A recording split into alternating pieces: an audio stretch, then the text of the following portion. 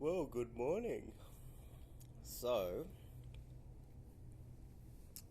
yeah, there's a few things that have been happening recently. Um, there's been a death, and I think this is a good opportunity to talk about just having that internal fortitude to overcome almost anything. And it's easy to say that, not so easy to do. Life's always going to throw you a lot of curveballs. Life's not going to be. Um, Life's not supposed to be easy. I hear a lot of people online talking about, you know, you got to push through it. You like the David Goggins kind of bullshit. But things always are gonna surprise you. They're gonna knock you down. And that's life. Life is really tough. I know better than most. David Goggins is a pussy compared to me. Um, try being knocked on your ass, needing 2 major hip surgeries, and having literally nobody to care for you. That takes internal fortitude that most human beings wouldn't have the ability to cop. But yeah, I'm in a nice hotel at the moment. It's massive. I think it's 5 star. Well, I guess if you look around, this is pretty much 5 star, isn't it? It's huge.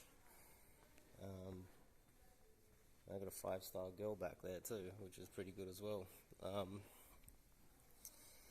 But you see, I never would have got here or be, still battling along if I let major hurdles get in my way. And yeah, we had a death recently, and some people say that it was suicide.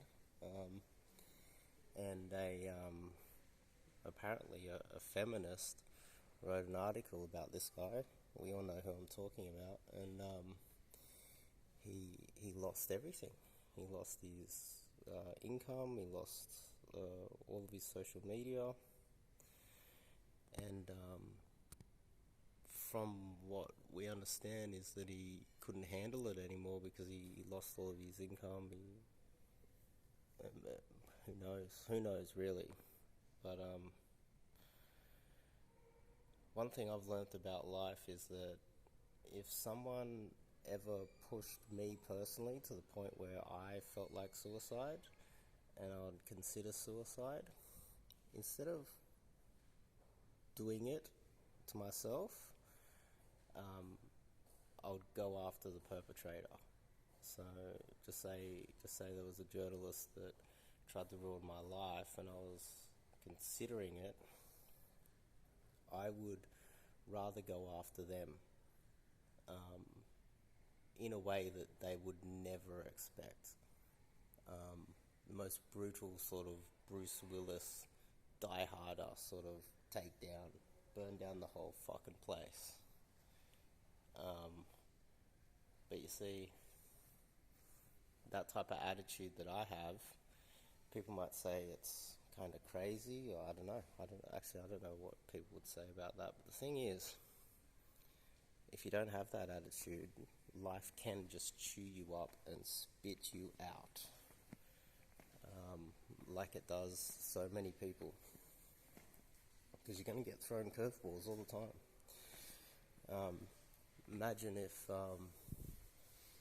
when I was fit and healthy in my 20s, and then in my late 20s, boom, major pains in my hip. And these things were out of my control. Totally lost everything. It wasn't just my income I lost. I lost my girlfriend at the time. I lost my job. Lost my family. By the way, like when you become disabled and you lose your job and you are in chronic pain and you're a burden on people, you'll find out the hard way how many people actually give a fuck about you. So it wasn't just income that I lost at that stage. It was I lost my job. I lost any sort of respect anywhere. I lost friends because friends were like, "Oh, he can't really hang out anymore. He can't play touch footy anymore. He can't come surfing. He can't hit the gym. He can't really." I was playing, playing sports. Um, uh, it wasn't just my income. It wasn't just something. It was pretty much lost everything. I put it in the book. Pretty hardcore shit. Um, but you see, under those circumstances, you've really got a few options, right? Not last night, the night before, I went out and I I was getting smashed in the it wasn't really gutter game. It was more just like street game, and I was just getting smashed. And there's this local guy, and he was like, "How do you keep going?" Because you're just seeing me getting rejected left, right, and center all over the place. I was getting rejected. There's a language barrier. There's all these things that were holding me back. There were lots of girls asking me how old am I, because I was approaching, the hottest of the hottest girls I possibly could find. I wasn't just looking for a girl that looked at me and gave me a look and then went in. It was more like I was targeting the best of the best, and I was getting absolutely slaughtered. And this guy was like, "How do you what's going on?" I was like, I didn't really think twice about it because, and you guys at home shouldn't either. You shouldn't really be thinking, "Oh, this girl rejected me," or when you look at these recent events, it should bring home how unimportant rejection from a girl is when you think about it. And we've all got, limited time on this earth, and really it is about just, it's not supposed to be easy. It's supposed to be a battle, but if you treat it like a game, the game, a battle, and you continue through. Like, for instance, me right now, I'm living it up in a really nice place, making a little bit more money this year, but the extraordinary amount of work that I've put in just to even get these small little victories up until today would probably blow your mind. The amount of work that's gone into it and the amount of things that I've had to overcome. And so you can take heart from that if you're getting a lot of rejection, things aren't necessarily going your way. If you put in the hard yards, deal with a lot of the, actually work on yourself as well. So, for instance, it's not just about rejection. I did have one student. I keep referring to him because it's such a classic case that is very common in guys that get into pickup. He was getting slaughtered out there, kind of like I was getting slaughtered last night, and just rejection after rejection. A lot of the things that I was getting rejected for were out of my control. Language barrier, being twice the age of the girls that I'm approaching. Can't really do much about that. But this guy in particular, he was thin, he worked in computers all the time, and he was developing a bit of a hunchback in his 20s. And last year I explained to him, look, you're gonna have to hit the gym. You're gonna have to do something about this. And a lot of his excuses were, "Oh, I don't put on muscle," and all these other excuses, which are just false. The same way I'm here now in pretty much a five-star hotel,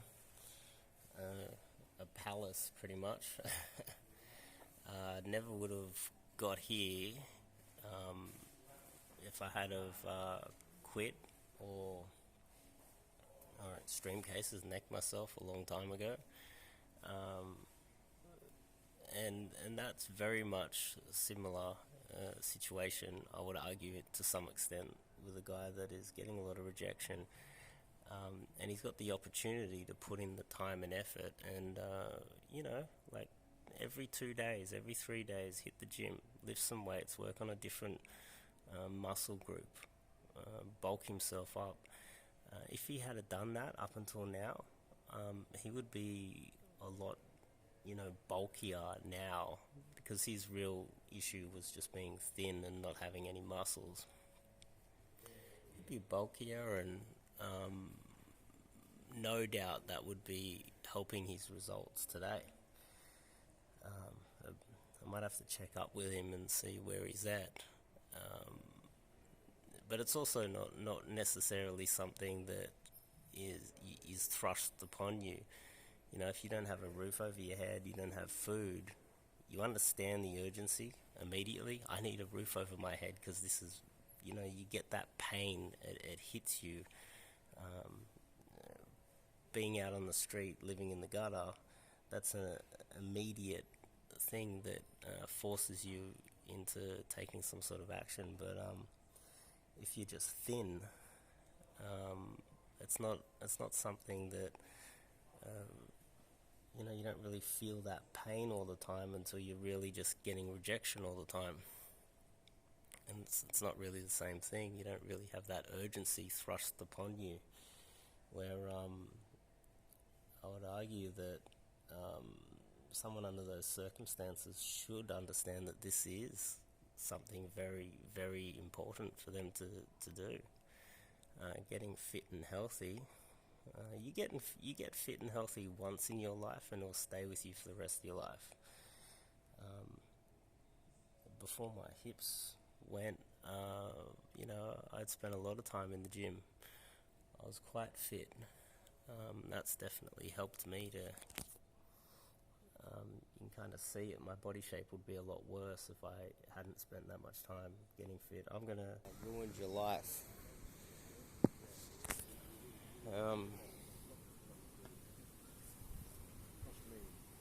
But the majority of the time, you're going to be able to overcome almost anything that's thrown your way. Look at me. I would say I was justified in losing my mind, getting depressed, going nuts, and if you have a look at my book, have a good little read of that. Not many people have read the book. If you read the book, you understand that I was probably justified in doing something radical. Let's just put it that way.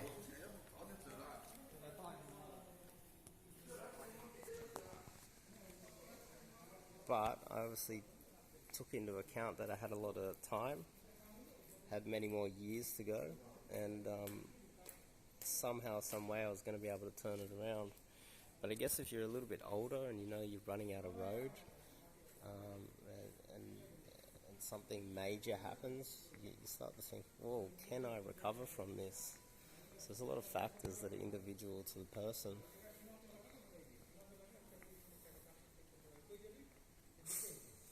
But anyway, beautiful pool. Not so beautiful of a talk. I think I'll end it here. I'll speak to you guys later, hey?